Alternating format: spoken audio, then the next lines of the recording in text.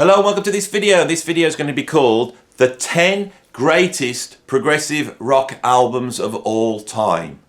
Now some of you might say to me, well, you've already done that video. And I was actually watching the video that was called My 10 Greatest Prog Albums of All Time. I was watching it, I was thinking this is great, but it's very much my experience of prog, and I've ranked my favourite 10 albums.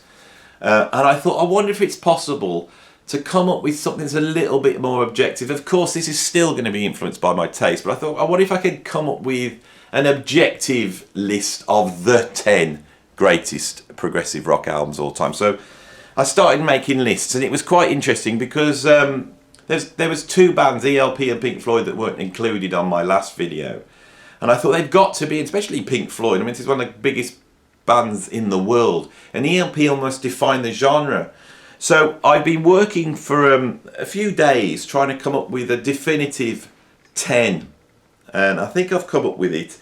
Some of these albums are albums I'm really familiar with. Some of them I'm really aware of their influence importance, but I'm not as knowledgeable on them. But of course I know them, I've heard them many times. So shall we start at number 10 on my 10 definitive progressive rock albums of all time. And I'm going to rank them from 10 to 1 as well. So are you ready for this? Are you ready for this? This is the 10, this is the list. You know, you're going to get ready with your little pen and paper ready for all the artists and albums and bands I didn't include, you know. So we're going to have a proper argument about this, because I'm saying this is the 10 definitive. Here we go. Right, are you ready? At number 10, oh, see, this one I had to put on, and this is my own personal taste. So at number 10, I still have Gong, You. I think You is the perfect album. It's the perfect progressive rock album. Gong do something, and they pull together English influences, and they pull together European prog influences. There's not that much European prog on this list. There's not that much American prog. I really think prog, in terms of ultimate greatness, is rooted in bands that came out of the UK. Gong really represent, though, that European influence, and I think on the album You is such a masterpiece. It is completely perfect as far as I'm concerned in terms of conception, playing, sound, the whole production. It's just a monumental album. If you've not heard You by Gong, go and check it out. And its influence on later rave, dance music, electronic music is unparalleled. So it also pulls in that sort of electronica aspect that is so important to the history of prog. Gong, of course, was a sort of British-French progressive rock band formed by David Allen. They emerged in the early 70s. They take a little bit of time to get going, but they really hit their stride with a trilogy of albums called the Flying Teapot Trilogy. The first one being Radio Name Invisible, and then the next one is Angel's Egg, and then the third one, the sort of summit of that trilogy, is You. And I've done a video on that trilogy if you want to check it out. David Allen sort of leaves in the mid-70s. He goes off and does all sorts of different things. One of the most important things for me is he actually makes an album called New York Gong with Bill Laswell, and then sort of kicks in that whole material Bill Laswell world, which I've done a whole ton of videos about. But Gong itself sort of goes under the stewardship of P.M. Orlan and sort of slowly turns into a jazz fusion group, and they make another trilogy of albums, Espresso 2, and Time is the Key, and that also is like a trilogy, incredible Gong trilogy. But the peak, their greatest moment, is You. It all comes together, the fusion, the electronica, the trance, the prog, the conceptual mightiness of this band, and I think that Gong You is without doubt one of the greatest albums ever made objectively, and I had to put it on the list. So at number 10 I have You by Gong. At number 9, I have an album that I sort of missed out on when I was a youngster. It's only more recently I've listened to it, and it's a very difficult listen for me. But it's the album Pawn Hearts by Van der Graaf Generator. Van der Graaf Generator were formed in 1967. They make their first album in 1969. They were the first act to sign to Charisma. So they have a sort of sound which is a darker... It's debatable whether you could call them prog. Van der Graaf Generator almost create their own genre. It's much darker than most British prog. There's elements of Genesis in there, there's elements of King Crimson in there, but of course they are pioneers of this genre. By the time they get to 1970, they are making full-on prog albums, and Porn Hearts, which came out in 1971, contains a sidelong epic, which is quite incredible. This is a dark, mysterious album. Peter Hamill's vocals are unlike anything you can think of in the history of rock music. He uses the full range of his voice, from screams to shouts to expressiveness. His influence on pop music is unparalleled. You can hear the huge influences of his vocal approach in two singers, at least, that I'm just going to mention. The first, of course, is John Lydon. You know, for all the Sex Pistols and Punk's hatred of prog, you could see that John Lydon's really taken a lot of his vocal approach from Peter Hamill. But another singer that's also done it is Bruce Dickinson. When I listened to Porn Arts again for this video, I was thinking, I can, this phrasing, I know it. I know it from somewhere else, and I realised it was Bruce Dickinson. I checked it out and found out that Bruce Dickinson is also a huge Van de Graaf Generator fan. This album was not a huge success in the UK, but was absolutely a monumental success in Italy. Van de Graaf Generator actually went to Italy to tour, and they were almost like mobbed in the streets, you know. It was so successful, and that really allowed the band to keep going, I think, was that financial success. But they didn't last long, and they sort of imploded. I think they just did too much in the early 70s, and they disappeared off the map, which I think is why they didn't quite get their claws into the genre in the same way as Genesis or King Crimson did. They do re-emerge in 1975, and they come back with a little bit more of a focused sound, and then they call it a day at the end of the 70s. They've recently reformed as a trio, so they're still out there doing this. I think going back to this album, it's really interesting because the first prog I probably ever heard was the tune Theme 1, which was the title tune for the Tommy Vance radio show, rock radio show, that anyone in the UK will know was so important to any musician of my age. That track didn't appear on Porn Hearts, but was recorded in the same session. So it's really bizarre that I was aware of this album in a way right from when I first started listening to music. And that sound that you hear in Theme 1 extends out towards across the whole of this album.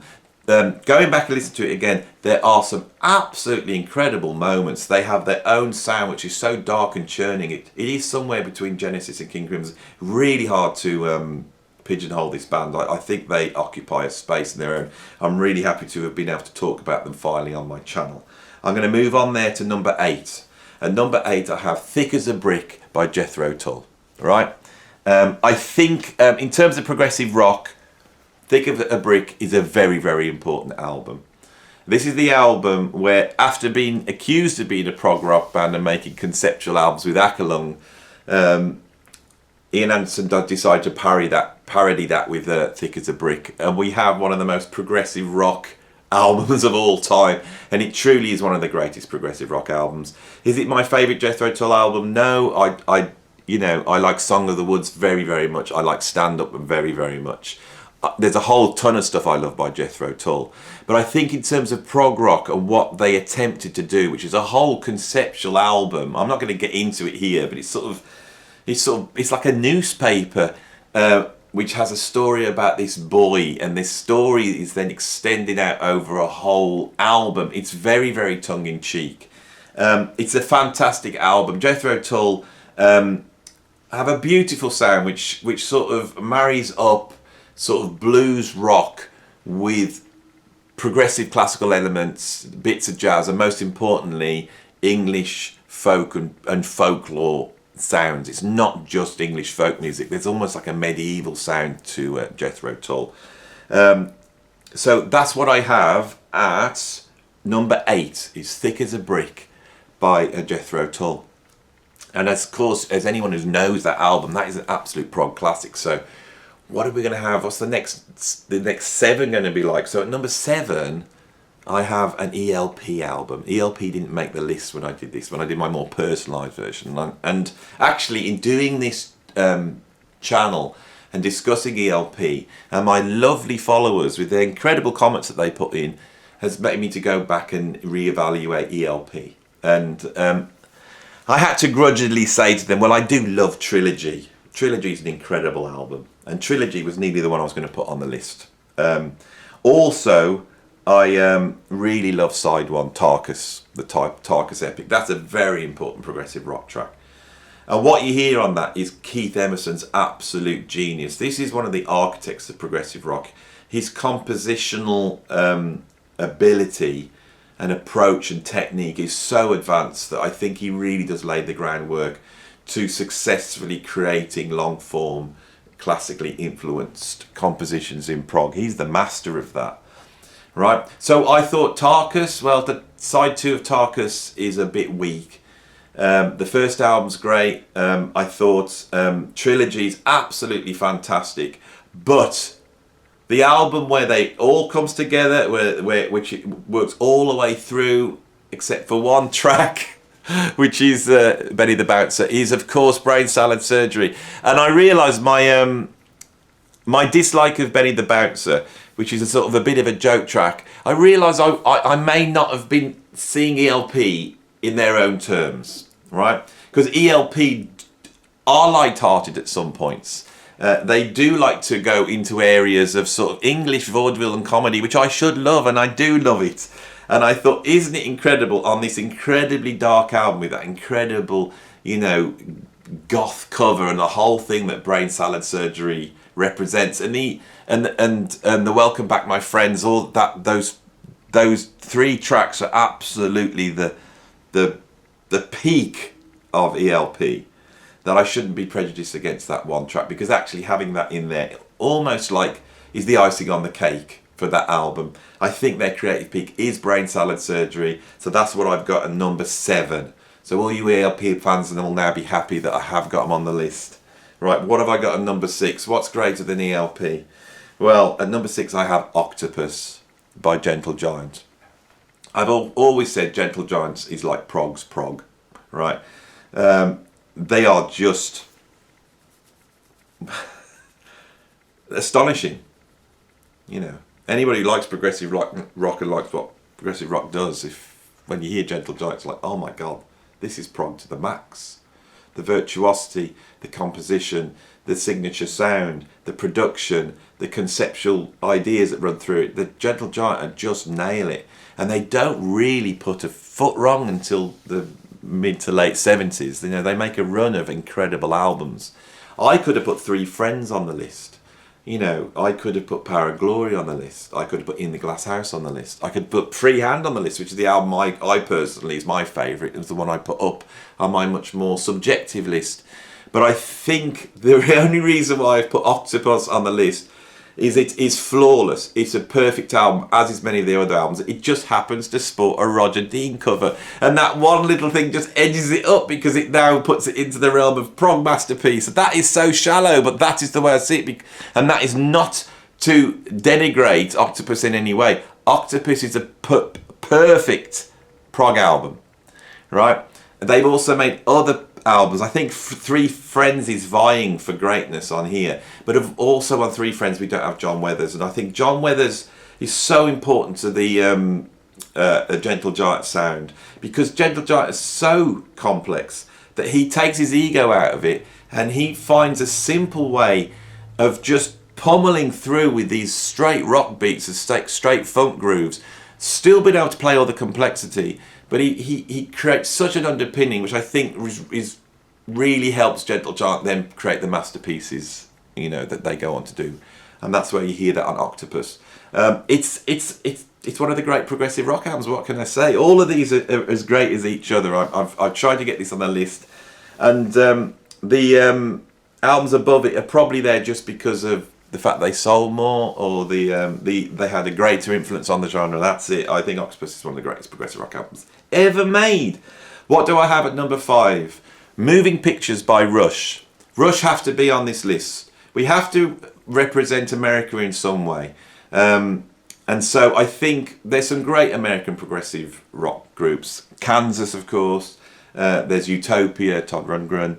But Rush occupy a special place in progressive rock because of the huge success they had.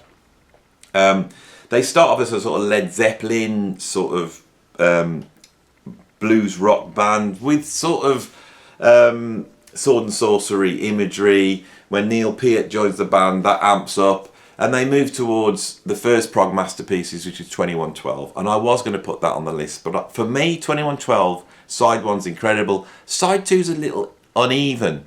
And I would say Farewell to Kings is a greater album, as is Hemispheres.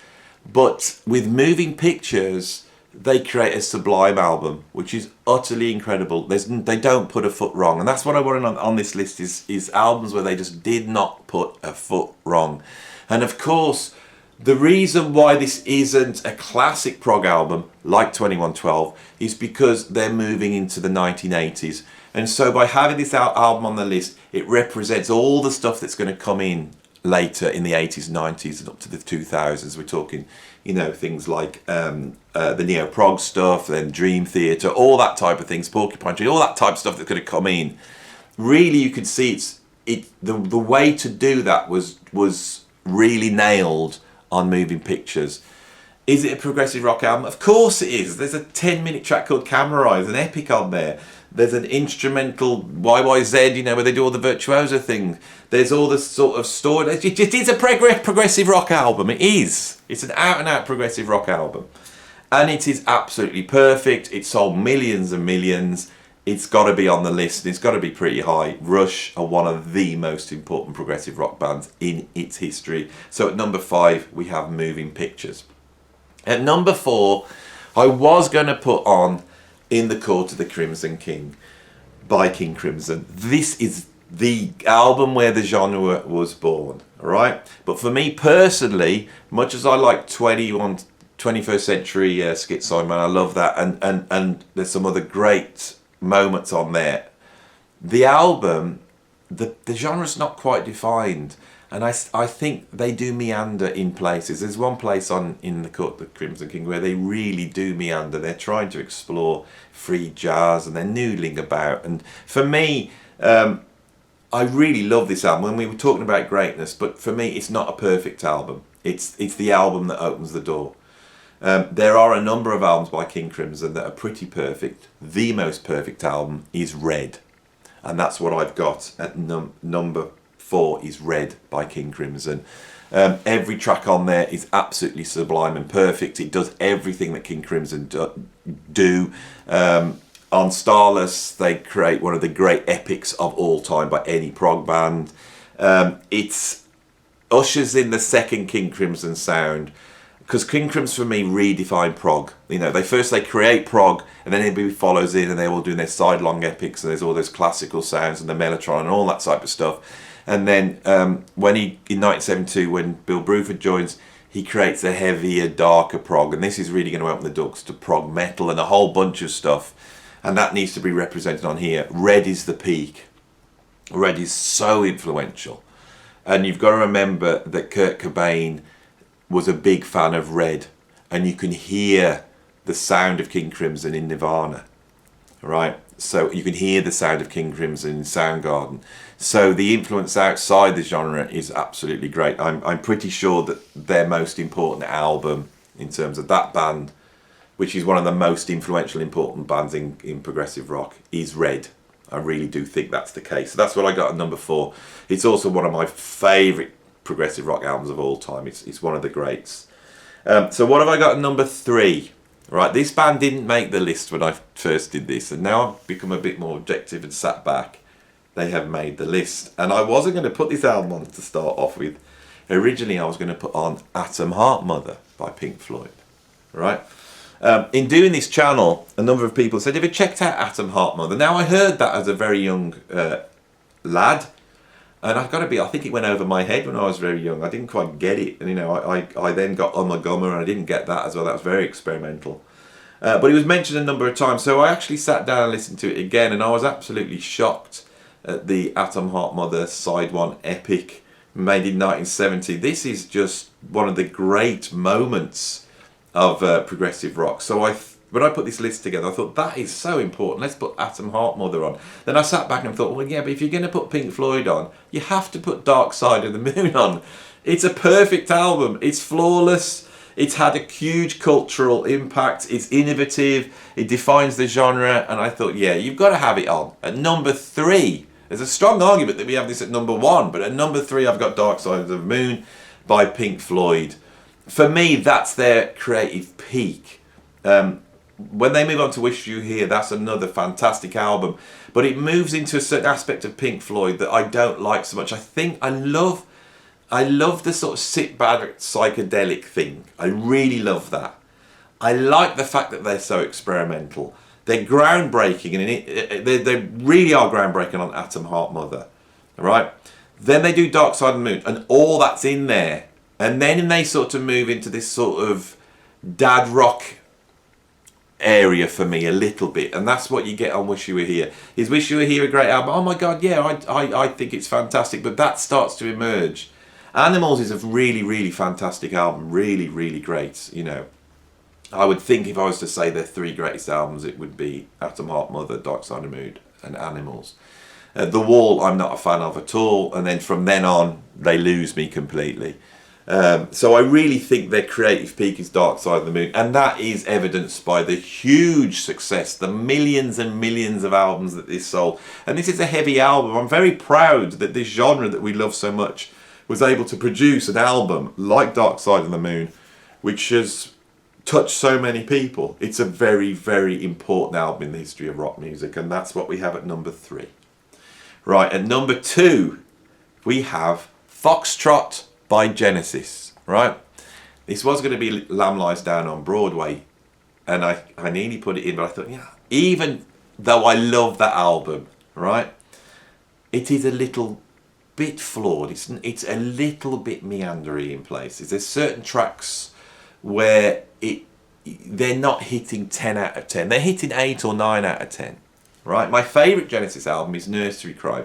I love the sound of that album, but that's very subjective. It was the first Genesis album I ever got, and it was what made me love Genesis. So I love the sound of Nursery Crime. Selling England by the Pound would be the choice for many. I've never warmed for that album that much. I actually don't like the production on that album. It doesn't seem to quite have the magical Genesis sound that Foxtrot and Nursery Crime have. Foxtrot is the perfect album, right? And Supper's Ready is one of the greatest moments in progressive rock. And if I was going to pick one track by Genesis to represent them and their importance in the history of this genre, it would be Supper's Ready, which is an absolute masterpiece. But all the other tracks on there are masterpieces. They're all masterpieces. Foxtrot for me is the perfect album, right? It's not the album I know so well. Actually, it took me a while to get to that album. I was into Abacab and the Duke as well before I got to Foxtrot. But standing back objectively, I think Foxtrot is where they really define what they are as a progressive rock band and create the masterpiece. So that's what I've got at number 2 is Foxtrot. What have I got at number 1?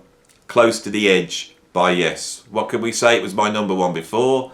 It's the perfect prog album.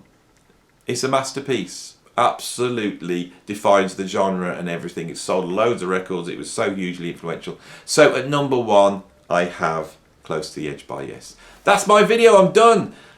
Did I do all right? How close is that? Do you think we'd come up with a list? I'm sure you've got your suggestions, so put them down in the comments. And if you like the video, like it, subscribe. And if you want to support me on Patreon, I'd love you to do that. I'll see you on the next video. Thanks a lot.